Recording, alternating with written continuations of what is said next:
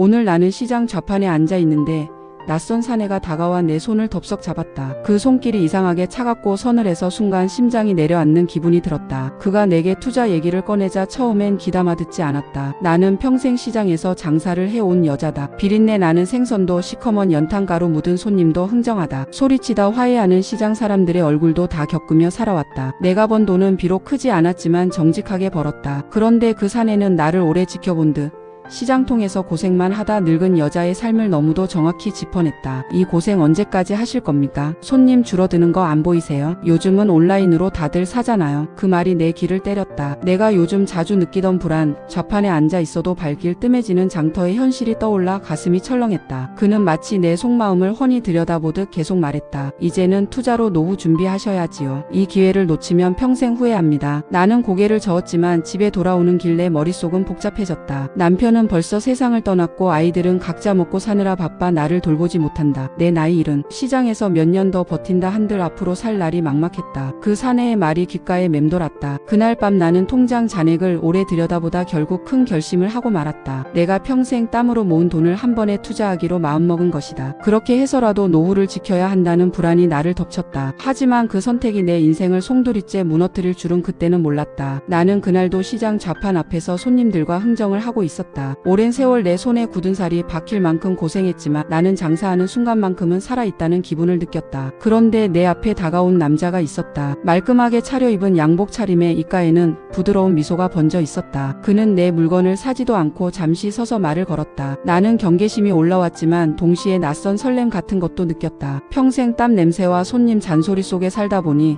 이렇게 깔끔한 사람이 내게 웃어주는 일이 드물었기 때문이다. 그 남자는 자신을 투자 컨설턴트라 소개했다. 요즘 같은 시대에 현금만 붙들고 있는 건 위험하다며 작은 돈이라도 굴리면 나중에 훨씬 여유로워질 거라고 했다. 나는 처음엔 못 들은 척했다. 시장 상인이 무슨 투자냐 싶었다. 그러나 그는 내 이름을 불렀다. 놀랍게도 내 이름과 가게 사정을 알고 있었다. 아마도 이웃 상인 중 누군가에게 들은 듯했다. 순간 가슴이 쿵 내려앉았다. 나를 아는 사람이 이렇게 친근하게 다가오니 믿어도 될 것 같다는 생각이 들었다. 며칠 뒤 그가 다시 찾아왔다. 이번엔 커피까지 사와서 내 앞에 두며 한숨을 내쉬었다. 시장 같은 데서 평생 고생하는 나를 보니 안타깝다고 했다. 나는 그 말에 눈물이 핑 돌았다. 누구도 내 고생을 이렇게 말해준 적이 없었기 때문이다. 남편도 자식들도 그저 내가 벌어오는 돈을 당연하게 여겼다. 그런데 낯선 이가 내 삶을 알아주는 듯 말하니 그 순간 내 마음의 벽이 무너져 내렸다. 그는 내게 보증된 투자라며 은행 이자보다 몇 배나 높은 수익률을 약속했다. 나는 처음엔 거절했지만 그가 보여준 자료와 사진, 그리고 무엇보다 사람 좋은 미소에 점점 흔들렸다. 이 사람은 다르다. 내 인생에 한 번쯤은 이런 기회가 와야 하지 않겠나. 그렇게 나는 작은 돈을 건넸다. 단순히 시험 삼아였다. 그러나 한 달 뒤 그는 약속한 대로 내게 원금과 이자를 돌려주었다. 그 순간 의심은 사라지고 확신이 생겼다. 이 사람은 진짜라는 생각이 굳어졌다. 나는 점점 더 많은 돈을 맡기게 되었다. 처음엔 장사하면서 모아둔 비상금, 다음엔 적금까지 깨서 맡겼다. 그는 매번 시간 맞춰 이자를 지급했다. 나는 그 덕에 주변 상인들에게 은근히 자랑까지 했다. 다들 힘들게 장사하는데 나는 새로운 길을 찾았다며 뿌듯했다. 그러나 그건 더 큰 함정으로 이끌리는 길이었다. 어느 날 그가 새로운 제안을 했다. 이번엔 큰 기회라며 단기간에 몇 배로 불려준다고 했다. 나는 고민 끝에 결국 집을 담보로 대출까지 받았다. 남편 몰래, 자식들 몰래 내 전 재산을 끌어모아 그에게 맡겼다. 그때 내 가슴은 두근거렸다. 이제 나도 평생 고생 끝내고 여유롭게 살 수 있겠구나. 그런 달콤한 꿈이 눈앞에 아른거렸다. 그러나 바로 그 다음 달부터 그는 연락이 끊겼다. 전화는 꺼져 있었고 사무실이라던 곳은 이미 빈 건물이 되어 있었다. 처음에는 일이 있어 잠시 자리를 비운 거라 생각했다. 하지만 시간이 갈수록 불안이 덮쳐왔다. 주변 상인들에게 물으니 나 같은 피해자가 한둘이 아니었다. 다들 울분에 차서 그를 욕했지만 나는 그저 숨이 막혀 아무 말도 나오지 않았다. 내 손으로 평생 모은 돈과 집까지 날려버렸다는 현실이 믿기지 않았다. 그날 밤 나는 잠을 이루지 못했다. 남편 얼굴이 떠올랐다. 성실하게 공장에서 일하다 병을 얻고 조용히 살고 있는 남편. 그런 남편 몰래 내가 한 짓을 어찌 말한단 말인가. 자식들 역시 각자 가정을 꾸리며 힘들게 살고 있다. 내가 이 사실을 털어놓는 순간 나는 가족의 원망과 경멸의 대상이 될 것이 뻔했다. 차라리 혼자 감당하고 숨기고 싶었다. 그러나 대출 상환 고지서가 날아오면서 앞에서 숨길 수 없는 현실이 다가왔다. 나는 무너져 내렸다. 며칠 뒤 은행 직원이 집으로 찾아왔다. 깔끔한 정장을 입은 젊은 남자가 서류를 내밀며 말했다. 대출 상환이 지연되고 있습니다. 기한 안에 갚지 않으면 법적 절차가 진행됩니다. 그 말은 내 귓가에 망치질처럼 울렸다. 순간 얼굴이 확 달아올라 숨조차 막혔다. 나는 애써 태연한 척하며 말했다. 잠시만요. 제가 곧 정리해서 드리겠습니다. 하지만 내 통장은 이미 텅 비어 있었고 수중에는 한 푼도 남지 않았다. 나는 그날 밤 남편 몰래 울음을 삼켰다. 이불 속에서 목을 움켜쥐며 소리 죽여 울다 보니 숨이 넘어갈 뻔했다. 남편은 옆에서 코를 골며 자고 있었다. 그는 내가 무슨 짓을 했는지 꿈에도 몰랐다. 그 평온한 얼굴을 보니 가슴이 찢어졌다. 차라리 나 혼자 이 짐을 지고 사라지는 게 낫지 않을까? 그런 생각이 스멀스멀 올라왔다. 하지만 이내 아이들 얼굴이 떠올랐다. 멀리 타지에서 고생하며 살아가는 딸, 겨우 직장에 들어가 결혼 준비 중인 아들. 내가 이 사실을 고백하는 순간 그들의 인생도 함께 무너질 것이다. 나는 다시 눈을 감고 이를 악물었다. 아직은 말할 수 없어. 어떻게든 내가 해결해야 해. 그날부터 나는 악몽 같은 나날을 보냈다. 새벽부터 시장에 나가 좌판을 벌렸지만 장사가 손에 잡히지 않았다. 손님이 가격을 묻는데도 대답을 제대로 못하고 멍하니 서 있곤 했다. 이웃 상인들이 수군거렸다. 저 할머니 왜 저래? 요즘 정신이 없는 것 같아. 그 말이 귀에 들어올 때마다 온몸이 오그라드는 듯 했다. 며칠 뒤 결국 남편이 알아챘다. 내 얼굴이 수척해지고 집안 살림이 점점 궁핍해지는 걸 눈치챈 것이다. 그는 조심스레 물었다. 여보, 무슨 일 있는 거 아냐? 장사도 예전 같지 않은 것 같고 통장도 비어있고. 나는 순간 얼어붙었다. 솔직히 털어놓고 싶었지만 차마 입이 떨어지지 않았다. 대신 짜증 섞인 목소리로 대답했다. 괜한 걱정 마세요. 그냥 장사가 안 돼서 그런 거예요. 남편은 한동안 날 바라보다 한숨을 쉬고는 방으로 들어갔다. 그 뒷모습이 너무 쓸쓸해 보여서 그날 밤 나는 또다시 눈물을 삼켰다. 며칠 후 은행 독촉이 더 거세졌다. 전화벨이 울릴 때마다 심장이 쿵 내려앉았다. 이웃 상인들이 전화기를 붙잡고 다투는 내 모습을 보고 눈살을 찌푸렸다. 결국 소문이 퍼졌다. 저 사람 사기에 당했대. 집까지 날렸다지 뭐야. 나는 그 수군거림 속에서 고개조차 들 수 없었다. 시장 사람들의 시선은 잔인했다. 평생 정직하게 살아왔다고 믿었는데 이제는 불쌍한 노인네에서 어리석은 바보로 전락했다. 심지어 어떤 이는 내게 다가와 비웃듯 말했다. 아이고, 평생 장사만 한 사람이 무슨 투자를 해요? 욕심 부리다 그런 거지. 그 말은 비수처럼 내 가슴을 찔렀다. 집으로 돌아와 문을 닫자마자 나는 바닥에 주저앉아 울부짖었다. 내가 왜 그랬을까 왜? 내 목소리는 벽에 부딪혀 메아리 쳤다. 남편이 다가와 등을 토닥였지만 그 손길조차 버겁게 느껴졌다. 나는 속으로 외쳤다. 당신이 알면 날 더 이상 사랑하지 않겠지. 아이들도 나를 버리겠지.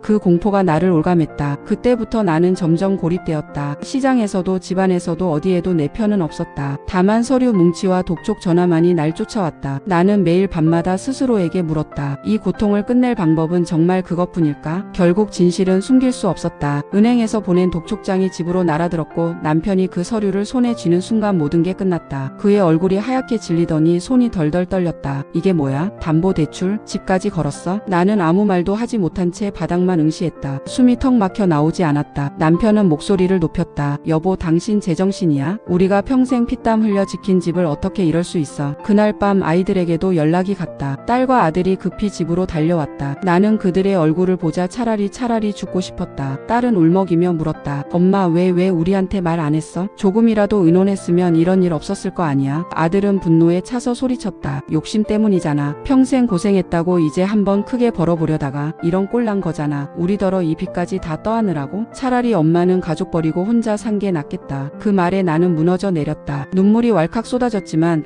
그 눈물조차 아이들의 마음을 움직이지 못했다. 딸은 그저 등을 돌리고 울었고 아들은 방문을 쾅 닫고 나가버렸다. 남편은 깊은 한숨을 내쉬며 말했다. 당신 이제 정말 믿기 어렵다. 그날 이후 가족 분위기는 얼음장처럼 차가워졌다. 밥상에 앉아도 아무도 입을 열지 않았다. 남편은 날 바라보지 않았고 아이들은 집에 머무는 시간보다 밖에서 보내는 시간이 많아졌다. 나는 집 안에서 점점 투명 인간처럼 변해갔다. 시장에 나가도 마찬가지였다. 예전엔 나를 보며 수고 많으세요 하던 상인들이 이제는 힐끔 쳐다보며 수군거렸다. 저 집도 날아갔다던데. 욕심 부리니까 저 꼴 나는 거야. 나는 그 시선이 너무 두려워 모자를 푹 눌러쓰고 장사를 했다. 하지만 손님은 더 줄어들었다. 소문은 순식간에 퍼졌고 사기에 당한 바보라는 낙인이 찍히자 사람들의 발길이 끊긴 것이다. 어느 날 딸이 내게 차갑게 말했다. 엄마, 나 시집갈 준비 중인데 이 빚 때문에 전에 얘랑이 집안에서 파혼하자는 얘기까지 나와. 엄마가 우리 인생까지 망치고 있어. 그 말은 내 심장을 송곳처럼 찔렀다. 나는 딸 손을 붙잡으며 애원했다. 미안하다. 제발 엄마 한 번만 용서해다오. 내가 어떻게든 갚을게. 그러나 딸은 손을 뿌리치고 울며 방으로 들어갔다. 문이 닫히는 소리가 내 심장을 찢었다. 밤마다 나는 잠들지 못했다. 눈을 감으면 사기꾼의 미소가 떠올랐다. 부드럽던 그 얼굴, 내 고생을 알아준다며 속삭이던 목소리, 그것이 이제는 악마처럼 들렸다. 그리고 아이들의 차가운 눈빛, 남편의 한숨이 나를 옥죄었다. 나는 점점 벼랑 끝으로 몰렸다. 내가 사라지면 이들이 편해질까? 빚은 보험으로라도 정리될까? 어느새 나는 스스로에게 그런 질문을 하고 있었다. 창문 너머로 보이는 허공이 유난히 깊고 까맣게 느껴졌다. 그날 새벽 나는 거실에서 홀로 앉아 있었다. 창밖에는 비가 추적추적 내리고 있었고 창문 유리에 빗방울이 흘러내리며 마치 내 눈물 같았다. 손에는 오래된 유서를 붙잡고 있었다. 종이에 삐뚤빼뚤한 글씨로 아이들과 남편에게 남기는 마지막 말을 적었다. 미안하다. 내가 어리석어서 우리 집안 다 망쳤다. 너희 인생 망치기 전에 내가 먼저 사라지겠다. 제발 엄마는 잊어다오. 펜을 놓는 순간 손이 덜덜 떨렸다. 머리카락이 쭈뼛서고 식은땀이 흐르는데도 이상하게 마음은 차분해졌다. 이제 끝내면 된다. 이 고통도 수치도 원망도 다 끝낼 수 있다. 나는 발소리를 죽여 방문을 열고 밖으로 나왔다. 새벽 공기가 차갑게 폐부를 찔렀다. 어둠 속에서 골목길을 걸어가는데 발걸음이 무겁지 않았다. 오히려 해방되는 것 같았다. 마치 오래된 짐을 내려놓는 듯 했다. 나는 다리 위에 섰다. 밑으로는 어두운 강물이 흘렀다. 빗물이 떨어져 파문이 번지고 그 물결이 내게 속삭이는 듯 했다. 뛰어내려라. 이제 끝내자. 내 두 발이 난간 위로 올라섰다. 순간 바람이 옷자락을 세차게 휘날렸다. 온몸이 떨렸지만 동시에 기묘한 평온이 찾아왔다. 그때였다. 엄마. 뒤에서 날 부르는 소리에 나는 움찔하며 돌아봤다. 아들이 서 있었다. 비에 젖은 얼굴로 숨을 몰아쉬며 내게 달려오고 있었다. 엄마, 제발 그러지 마. 나 다 봤어. 엄마가 유서 쓰는 거. 나는 얼어붙은 채 그를 바라봤다. 아들의 눈은 울음으로 벌겋게 충혈돼 있었다. 그 눈빛이 나를 꽉 붙잡았다. 엄마가 잘못한 건 나도 알아. 근데 엄마 죽으면 나 평생 어떻게 살아? 우리 가족 다 끝나. 빚보다 무서운 게 뭔지 알아? 엄마 없는 삶이야. 나는 그제야 정신이 번쩍 들었다. 강물 소리가 멀어지고 아들의 울부짖음만이 귓가에 가득했다. 다리에 힘이 풀려 그대로 무너져 내렸다. 아들이 달려와 나를 끌어안았다. 엄마 미워했어. 진짜 미워했어. 근데 제발